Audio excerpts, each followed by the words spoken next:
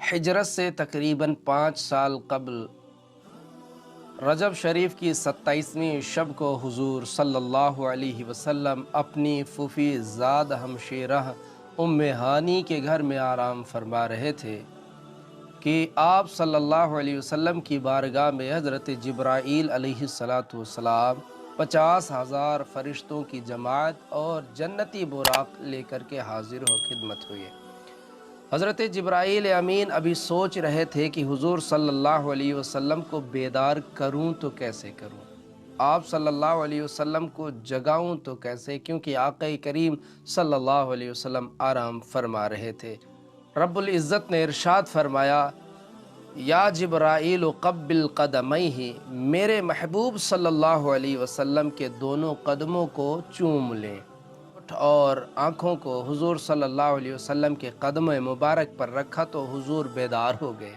جب آقا بیدار ہو گئے تو فرمایا، جبرائیل امین نے عرض کی، ان اللہ اشتاق لقائک یا رسول اللہ، اللہ رب العزت آپ سے ملاقات کا مشتاق ہے، اللہ آپ سے ملنا چاہتا ہے۔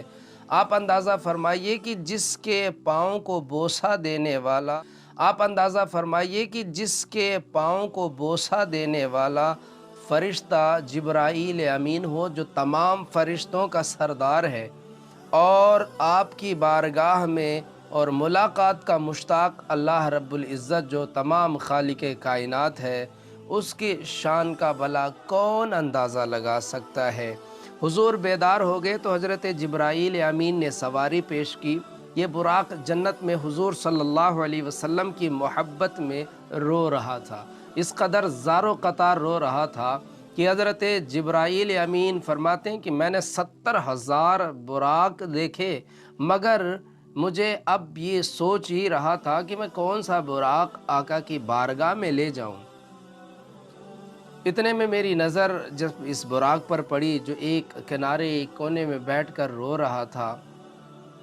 میں نے پوچھا کہ اے براق، آج تو تمام عالم خوشیاں منا رہے ہیں، آج تو اللہ کے محبوب صلی اللہ علیہ وسلم کی آمد کے خوشی میں تمام جنت اور سجائی گئی حور و تمام فرشتے خوشیاں منا رہے ہیں اور تو رو رہا ہے۔ تو براق نے کہا، منزل میری وہی ہے۔ سارے براق جھوم رہے تھے خوشی سے، تو براق نے کہا کہ میری منزل بھی وہی ہے، میں رو کر کے محبوب کو منانا چاہتا ہوں۔ کچھ لوگ ہنس کر کے مناتے ہیں، کچھ رو کر کے منا لیتے ہیں۔ یہ سوچ رہا تھا کہ اللہ رب العزت نے حکم فرمایا، جبرائیل میرے محبوب کی سواری کے لیے اسی براق کو منتخب کر لو۔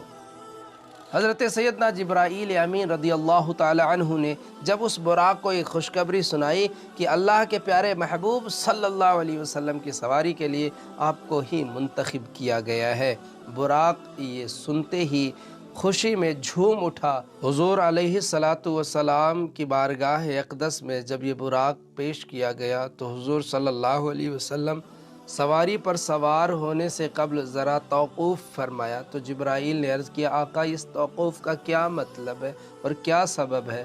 میرے آقا علیہ السلام نے فرمایا، جبرائیل میں سوچ رہا ہوں قیامت کے دن جب اللہ تعالی پلسرات کو قائم فرمائے گا اور وہ پلسرات جو بال سے زیادہ باریک ہے، تلوار کی ڈھال سے زیادہ سخت ہے، 50,000 برس کی مسافات کے راستے پر ہے، میری امت اس کو کس طرح سے عبور فرمائے گی؟ بس اسی سوچ میں ہو۔ جبرائیل میرے محبوب کو سناؤ کہ آپ امت کا غم نہ کریں، میں آپ کی امت کو اس طرح سے اس پلسرات سے عبور فرما دوں گا کہ انہیں احساس بھی نہ ہوگا۔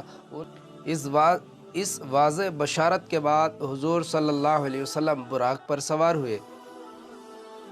جبرائیل نے رکاب تھامی اور میکائیل علیہ السلام نے لگام پکڑی اور اسرافیل زین سنبھالی اور 50,000 فرشتوں کی صلاۃ و سلام کی صدائیں گونج اٹھی۔